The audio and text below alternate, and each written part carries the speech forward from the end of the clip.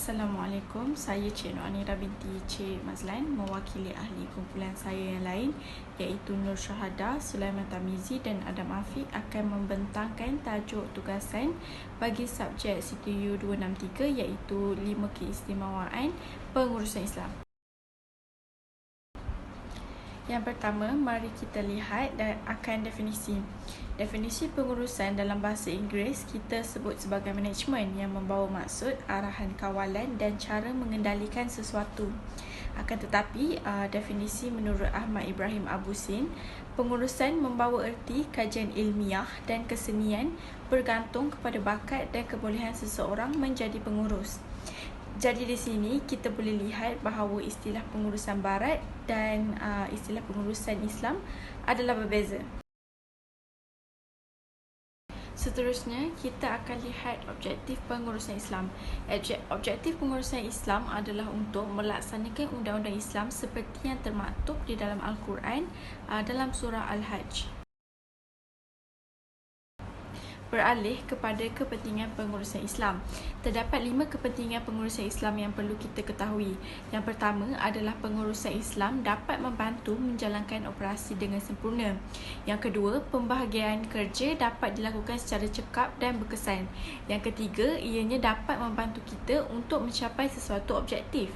Yang keempat, sekiranya terdapat perubahan organisasi, ianya akan dapat ditangani dengan segera. Yang terakhirnya adalah yang kelima, ianya adalah tuntutan fardu kifayah bagi kita untuk melakukan pengurusan mengikut syariat Islam. Sebentar tadi telah saya terangkan akan kepentingan pengurusan Islam dari segi umumnya. Sekarang kita akan lihat kepentingan pengurusan Islam dari segi matlamat umum syariah. Matlamat yang pertamanya adalah demi memelihara agama. Yang kedua adalah demi memelihara nyawa. Yang ketiga untuk menjaga keselamatan akal. Yang keempat untuk menjaga keselamatan maruah dan keturunan. Dan yang terakhir, yang kelima adalah untuk menjaga keselamatan harta. Saya akan terangkan matlamat yang pertama tadi secara lebih teliti. Matlamat pertama tadi adalah untuk memelihara agama. Memelihara agama adalah kewajipan kita sebagai seorang Islam. Malah ianya adalah perkara utama yang dituntut dalam maqasid syariah.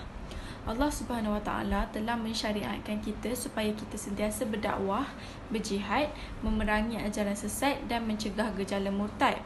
Mengapa? Kerana perkara-perkara tersebut dapat membawa kemusnahan kepada agama Islam. Oleh itu, dengan kita menjaga institusi pengurusan Islam, ianya akan sekaligus akan memastikan agama Islam kita terpelihara. Nyawa. Kenapa kita perlu memelihara nyawa? Kerana tubuh badan manusia ini adalah anugerah dari Allah Subhanahu Wa Taala. Kita hendaklah menghindarkan diri dari melakukan perkara yang boleh membawa mudarat kepada kesihatan tubuh badan kita.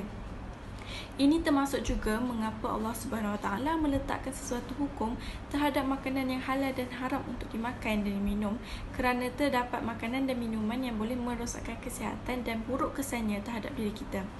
Jika kita hendak kaitkan dari segi pengurusan Islam pula, negara kita sendiri telah meletakkan undang-undang di mana para peniaga tidak dibenarkan menjual minuman keras kepada pelanggan Islam.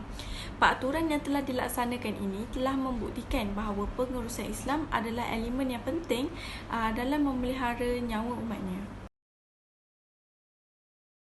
Yang ketiga adalah menjaga keselamatan akal. Matlamat ini berkait rapat dengan memelihara nyawa yang telah saya terangkan sebentar tadi.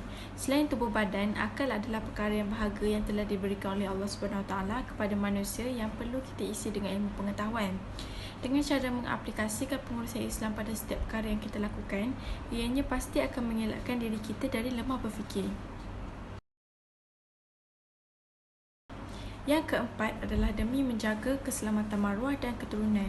Dengan mengaplikasikan pengurusan Islam sebagai sebahagian daripada kehidupan kita, kita akan dapat mengelakkan berlakunya perbuatan zina kerana hukumannya adalah berat dan sudah pastinya tidak akan ada umat Islam yang akan berani melanggar peraturan Allah Subhanahu Wa Taala ini kerana takut akan akibat dan hukuman di dunia dan di akhirat.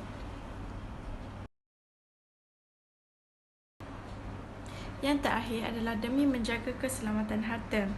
Dalam Islam, ia mewajibkan manusia supaya mengumpul harta dengan cara yang halal dan mengharamkan perkara-perkara riba serta syubhah, kerana harta-harta ini adalah dikategorikan sebagai haram.